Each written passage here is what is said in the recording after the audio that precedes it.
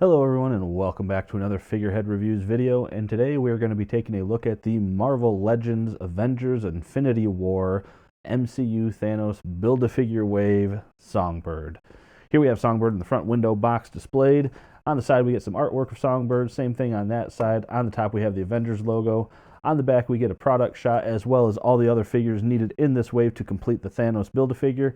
And up here we have the read-up. A cacophony of skill and supersonic powers make Melissa Gold the high-pitched hero Songbird. And on the bottom we do have the UPC code to check to see if your local retailer has this in stock. But enough about that. Let's get Songbird open and take a look. And here is Songbird outside of her packaging. And yeah, it's a pretty cool figure. I'll be honest, I don't know much about the character. I kind of had to do some lookup there prior to doing this video, and I see that she started off as a super villain and then eventually became a superhero when she joined the Thunderbolts, and it looks like that's what they're doing. Both Marvel and DC have had a trend of flipping characters from from villain to hero lately, it seems like. But anyway, pretty cool figure. Doesn't come with any other accessories, with the exception of those. I assume that's some sort of sonic wing, considering her powers seem to emanate from that.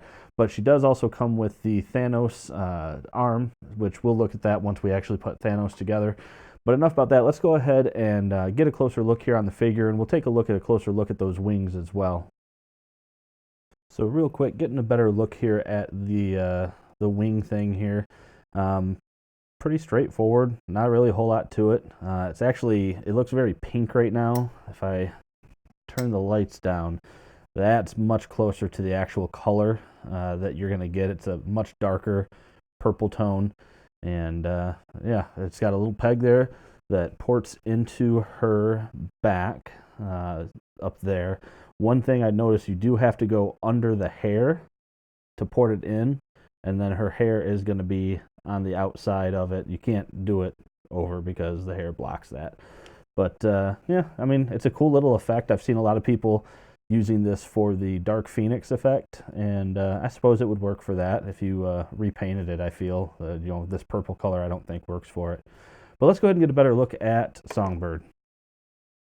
And getting up close here to Songbird on the face sculpt, and it looks like mine, the left eye, screen right there, looks like the paint apps were a little bit off. You can kind of see the eye was a little off of center. So that is unfortunate that I have that problem. But well, it's not super noticeable when you get far away. The lips came out okay. There's that little spot missing there on the lower lip, and they almost look like they might be slightly crooked. But again, nothing major. That eye is really a bummer, though. You can really see. Yeah. Oh well. The hair came out just fine. No real gripes there with it.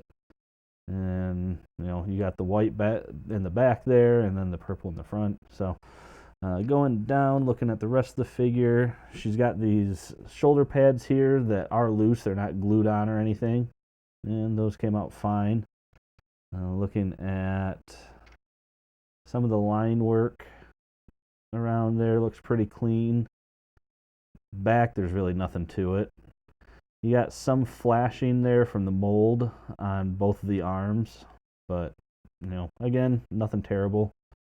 Gold came out okay. I'm kind of bummed that her hands, we got these flying hands and no other fists or anything like that, so that's a little bit of a downer. But belt, again, nothing special. Gold with just some real basic purple dot there in the middle. Pink dot, purple dot, whatever. And then you go down the legs, and we get some pretty basic painting there as well. And yeah, overall, a really basic looking figure, it feels like. Not a whole lot of paint detail going on. And looking at her scale, we can see that the figure comes in at just over 6 inches, but those wingtips stretch all the way up to almost 8.5 inches tall. And real quick, taking a look at the articulation without the wings, we do have side to side on the head, but it does get hindered by the hair. We can look down pretty far, can't really look up too far because of that hair again. Arms do rotate, but again, they get stopped by another piece here with a shoulder pad. Same thing when going up this way. You do have single jointed elbows. You do have rotation and a hinge on the hands. We do have a diaphragm joint. Can crunch down about that far, can crunch back actually pretty far. No waist articulation. Legs can go apart about that far, kick forward very far. Backwards, not too bad. Upper thigh cut, double jointed knee, and you do have up and down as well as ankle pivot.